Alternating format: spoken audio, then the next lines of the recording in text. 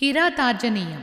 అర్జునుడంతట హిమవత్పర్వత శిఖరముపైన ఏకాగ్రతతో తపము చేయుట ప్రారంభించెను. ఫలపుష్పముల వృక్షములతో పర్వత గుహల సెలయేరులతో చెంగల్వమ్ములు వికాసములతో రాజహంసల కలకలధ్వనులతో చూచి పార్థుడును ఆనందించెను. ఒక నెల పాటు ఉపవాసముతో ఘోర తపస్సును ఆచరించుచును. అటు తర్వాతను 2 మాసములు, 1 మాసమునకు 6 దినములుగా, ఆపై వచ్చెడి 3వ మాసము పక్షము రోజుల ఉపవాసముగా కఠోర దీక్షతో బొటన వ్రేలిపై నిలచి పార్థుడు గాలి మాత్రమే స్వీకరించుచు పార్థుడు చేసే కఠోర తపమును చూసి మహర్షులు పరమేశ్వరుని చేరి చెప్పిరి.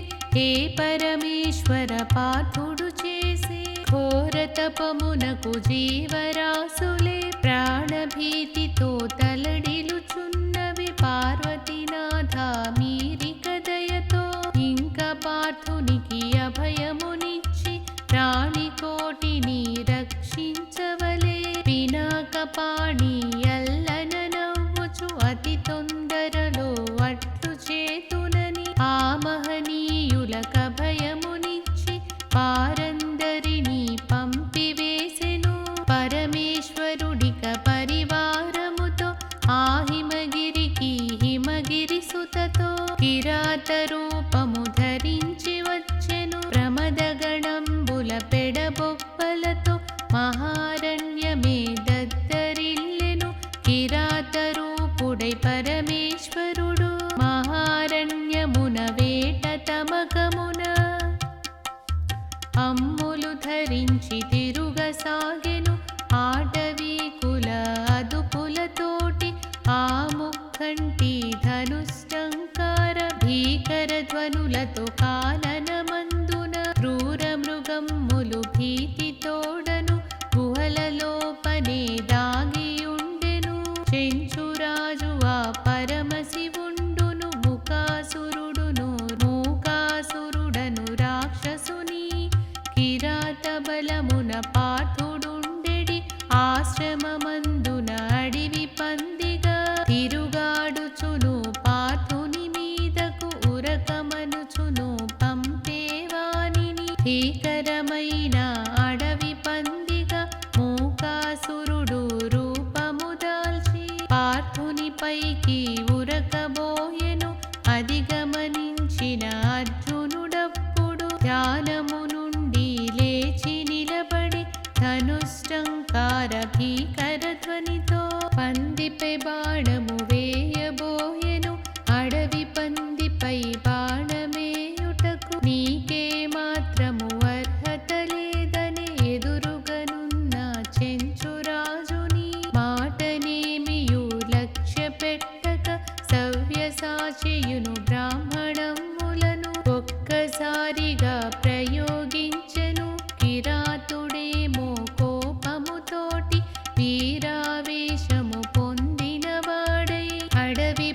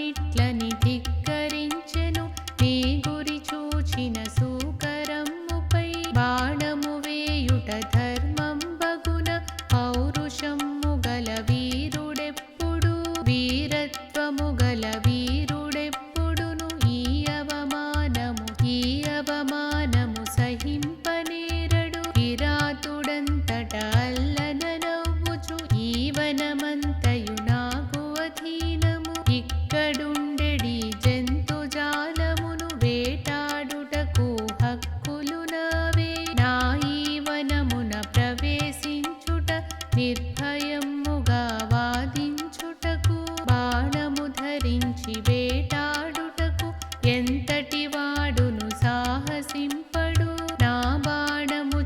నా బాణముచే కూలిన వేటను ఇక్కడ వదలి వెనుకకు పొమ్ము. ఇట్లు కిరాతుడు హెచ్చరింపగా అర్జునుడప్పుడు అగ్నికీలవలె హక్కున మండుచు ఇట్లని పలికెను. ధనుర్బాణములు చేతనుండగా ముల్లోకములు ఏకమైనను జంకు ఎరుగని పాండుపుత్రుడను వేసిన వేటను వదలుట ఎన్నది నాకీ జన్మకు తెలియని విద్య అని అర్జునుడు పలికిన మాటకు చెవిన పడ్డ విశ్వేశ్వరుడు అట్లయినచో యుద్ధమందునే బలాబలములు చూచుకొందమని పలికిన ఎట్టి పినాకి పాణి సవ్యసాచిపై శరములు వేసెను. గాంధీవముతో పార్థుడప్పుడు గంగాధరునితో నిలబడిపోరెను.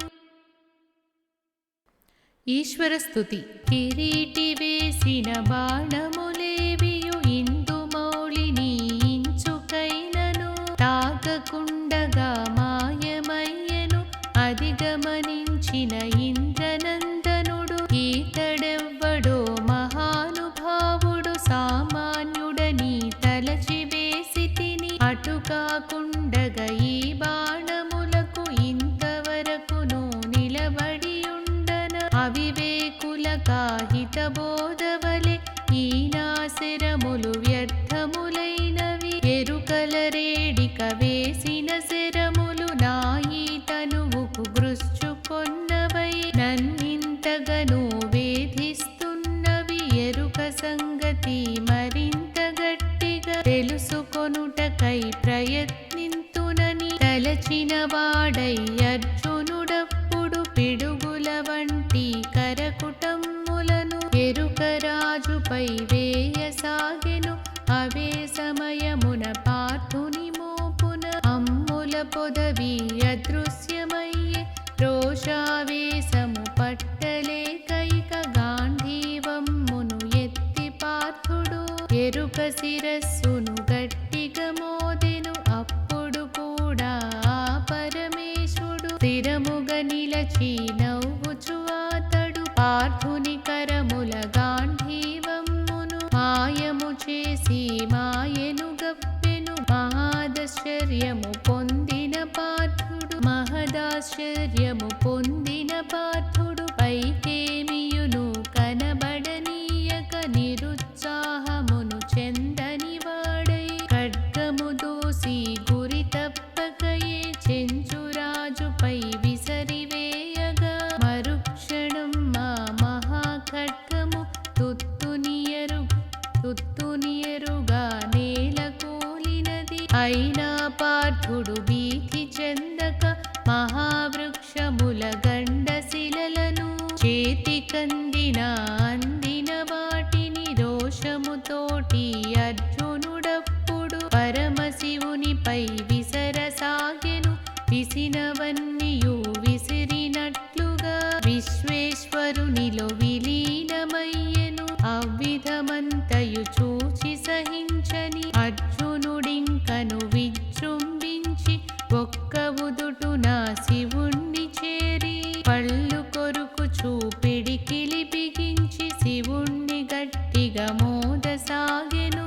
పార్థుని యొక్క పౌరుషమ్మును కన్నులారగా కిరాత బృందము చూచిన వారై ఆనందించిరి. మహామహులకా అభయములిచ్చిన హస్తమునెత్తి ఒక్కసారిగా పార్వతీనాథుడు పార్థుని మోదెను. ఒక్క దెబ్బకే దిమ్మెరపోయి ఒక క్షణకాలము మూర్ఛపోయెను. తెలివి వచ్చిన అర్జునుడప్పుడు కన్నులు తెరచి చూడగా తెరచు చాతడు ఒక్కసారిగా లేచి నిల్చుని కిరాతుడేడి వేట ఏదని విస్తుబోవుచు చూచినంతనే జటాజూటమున చంద్రవంకయు పాలనేత్రమును గరళ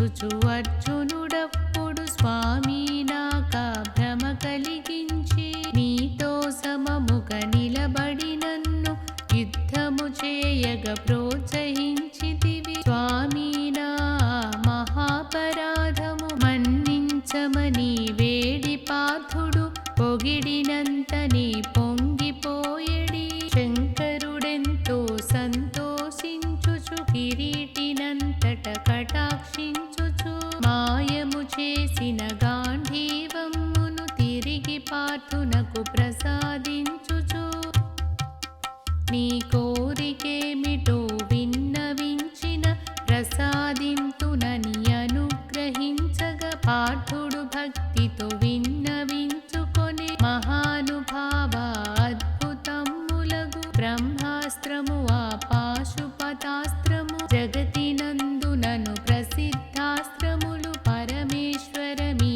అనుగ్రహముతో పాశుపతాస్త్రము పొందగోరితిని పరమేశ్వర మీ దివ్య కరుణచే నాకావరమును ప్రసాదింపుమని పినాకపాణి పదముల మ్రొక్కెను పార్థుని కోరిక ఆలకించిన ఆహరదేవుడు ఆ క్షణమందే పాశుపతాస్త్రము ప్రసాదించుచు అస్త్ర ప్రయోగము ఉపసంహారము రహస్యములను ఉపదేశించి పరివారముతో పరమేశ్వరుడును గిరి కైలాసము చేరగ వెడలెను పాశుపతాస్త్రము పొంది పార్థుని చూచిన అమరులు ఆనందించిరి పార్థుడు కూడా తన ఈ కళ్ళతో పరమేశ్వరుని చూచితిననుచు తన్మయ స్థితిలో నున్న కిరీటికి కన్నుల ముందర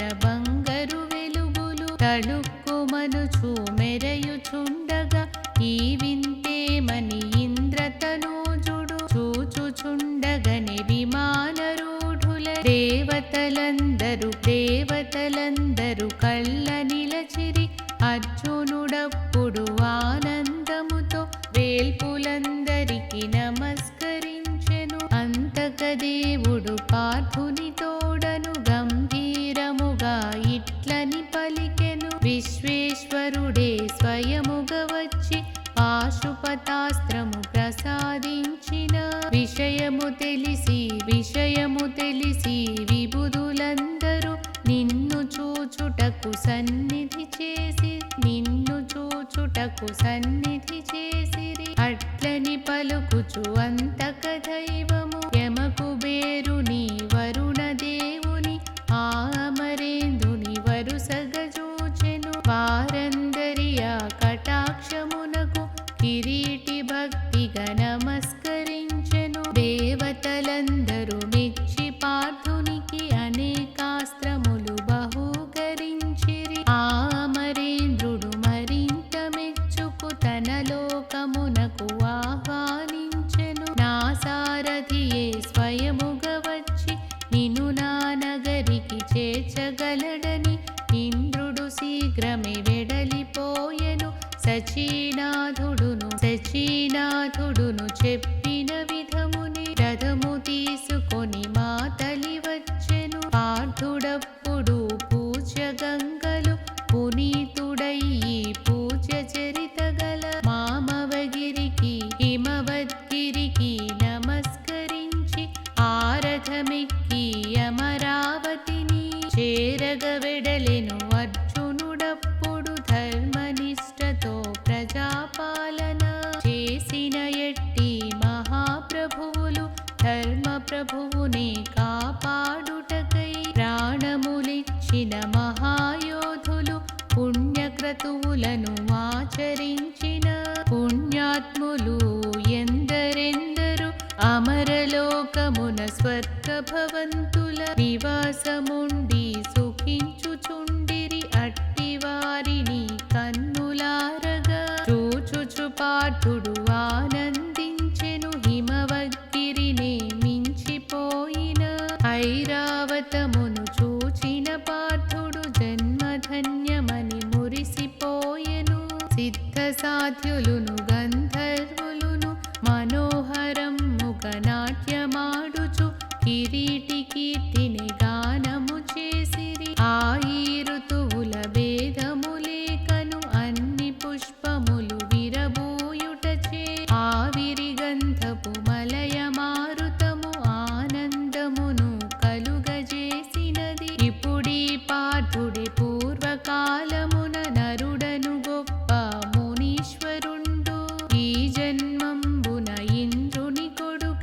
పరమేశ్వరునితో సాటిగా నిలచి పోరు సల్పిన పుణ్యపురుషుడని పార్థునినెంతో పొగడుచుండిరి.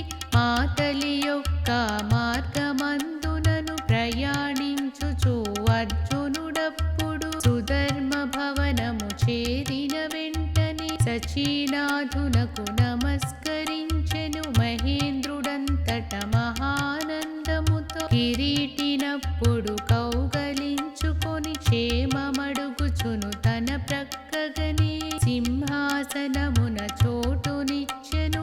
ఎంతటి వారికు దుర్లభమైన మహాగౌరవము పొందగలిగిన ధనుంజయుని ఆ దివ్య వైభవము కన్నుల నిండుగా సందర్శించిన సిద్ధ సాధ్యులు విద్యాధరులు పరమానందము పొందిన వారై సవ్యసాచిని సత్కరించిరి. ఆ తర్వాతను సవ్యసాచిక అద్భుతమైన భవనమందున విశ్రమించమని ఆనతినిచ్చుచు సచీనాథుడు సెలవు తీసుకొని అక్కడి నుండి వెడలి పార్థుడును తనకు చూపిన భవనమునందున విశ్రమించడి సమయమందున అప్పుడు వచ్చెను అప్సర ఊర్వశి రూపుగట్టిన మెరుపు తీగవలె నడచి వచ్చడి సౌందర్యము వలె ముల్లోకములను మోహజాలమున ముంచివేయగల చూపులతోడను నడకల మెరుపుల వయ్యారములతో రాజహంసవలె ప్రవేశించెను. అల్లనల్లనా అడుగులు వేయుచు కన్నులుకెదురుగా వచ్చి నిలచిన ఊర్వశికప్పుడు పార్థుడు మొక్కుచు ఇట్లని పలికెను. పుత్ర ప్రేమను పంచిపెట్టుటకు శ్రమపడి చటకు విచ్చేసితివ. నీ వాత్సల్యము పొందుటన్నది పూర్వజన్మలో చేసిన పుణ్యము నాకీనాటికి ఫలమయ్యందెను. అట్లని పార్థుడు మరి ఒకసారి కన్నులెదుటను ఉన్న ఊర్వశికి కరములు మోడ్చి నమస్కరించెను. పార్థుని మాటలు విన్న ఊర్వశి రెండు చెవులను గట్టిగా మూసుకు నిలవరించుకొని ఇట్లని పలికెను. నారద మౌని మొదలుగా గల వారందరూ నీ అందచందములు గూర్చి చెప్పగా నే వినియుంటిని. అప్పటి నుండి నీపై మోహము పెంచుకునే నా ఊహాలోకము లందు తేలుచును ఎదురు చూచితిని. ఊహలు నిజమగు సమయమునందున నీవే విధముగా జననీయనుచును సంబోధించుచు కించపరుచుట ఎంత మాత్రము న్యాయము కాదని ఊర్వశి ఎంతో వాపోవుచును. మరల ఇట్లని పలుక సాగినది. నరలోకమున వావి వరుసలు పాటించుటయే విధి విధానమగు పాటింతురని చెప్పవలయును. అమరలోకముననున్న వారలు వావి వరుసలను అవలంబించరు. కావున నీవిక సంశయించక నాతో హాయిగా సుఖించమనుచు ఊర్వశి చిన్నగా చూచెను పార్థుని. కుంతి మాద్రి తల్లులలాగే నీవు నాకును మాతృదేవతవు. పుత్రునితోనూ నీవీ రీతిగా సంభాషించుట తగునాయనగా. నరలోకమున పుట్టిన నరుడను నేనా ధర్మము పాటింపవలే. అమరాధిపతి ఆలనతోటి నేనీ లోకము చూడవచ్చితిని. నీ లోకము ఆచారముతో నాకేమియును పని లేదనుచు అర్థవంతముగా మందలించుచును మరలి విధముగా సంభాషించెను. మాయీ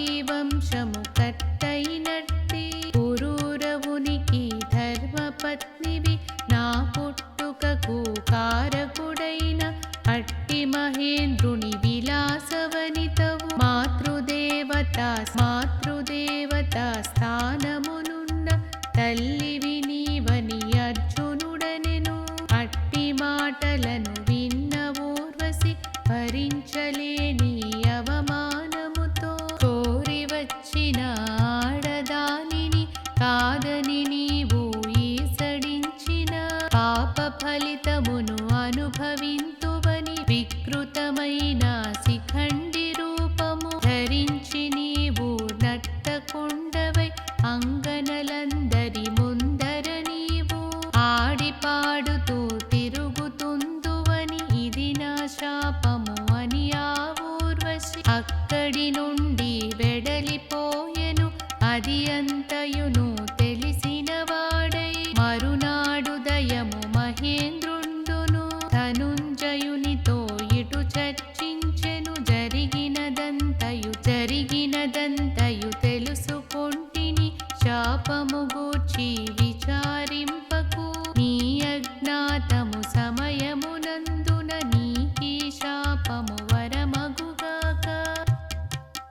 నీ నిగ్రహమెట్టిదో పరీక్షించుటకు నేనే ఆమెను పంపించితిని. అర్జున నీవే గెలిచితివనుచు అమరాధిపతి ఆనందించుచు కిరీటికెన్నో అస్త్రములిచ్చి యుద్ధ సమయమున వీటి సాయమున జయమొందెదరని దీవెనలిచ్చెను. అదే సమయమున రోమస మహర్షి అక్కడికొచ్చి పార్థుని చూచి ఇంద్రునితోటి ఇట్లని పలికెను. వేనకు వేలుగా వత్సరమ్ములే ఘోర తపమ్ములు చేసిన గాని అమరలోకమున స్థానము పొందుట బహు కష్టం బని అందరు అందురు. అట్టి లోకమున ఈతడెవ్వడో మాతో సమముగ సింహాసనమును అధిరోహించి కూర్చొని ఉండెను. ఈతను గూర్చి వివరించమని రోమస మహర్షి అడిగినంతనే మహానందముగ సచీనాథుడు పార్థుని గూర్చి అంతయు చెప్పి చిన్న కార్యమును నెరవేర్చమని రోమసమునిని ఇంద్రుడు వేడెను. మీరిట నుండి మానవలోకము చేరిన వెంటనే ధర్మరాజుతో కిరీటి యొక్క కుశల వార్తను ధర్మరాజునకు తెలియజేయుము. ఆ తర్వాతను పాండుపుత్రులకు పాశుపతాస్త్రము పార్థుడు పొందిన విషయమంతయును వివరణ చేసి అమరలోకమున అర్జునుడిప్పుడు సుఖముగనున్న సంగతి తెల్పి అతి త్వరలోనే అర్జునుడొచ్చెడి విషయము వారికి తెలియజేయవలె. ప్రసంగమంతయు ధర్మనందనున పుణ్యక్షేత్ర దర్శన భాగ్యము బహు పుణ్యమని ఉపదేశించి చేసిన పాపము పోవుటెగాక రాజ్య ప్రాప్తియు లభ్యమగునని ధర్మరాజునకు విశదము చేయుము. పాండుకుమారుల వనవాసమున మహర్షి మీరు తోడుగనుండి వారిని సర్వద కాపాడమని నేను మిమ్ములను కోరుచుంటినని అమరాధిపతి ప్రార్థన చేసెను. సచీనాథుని ఆనతితోటి రోమసమౌని అటుపై వెంటనే కామ్యకాటవికి ప్రయాణమయ్యెను. ఆహా మధుర సుధామృతము ఈ గేయ భారతము. ఆహా మధుర సుధామృతము.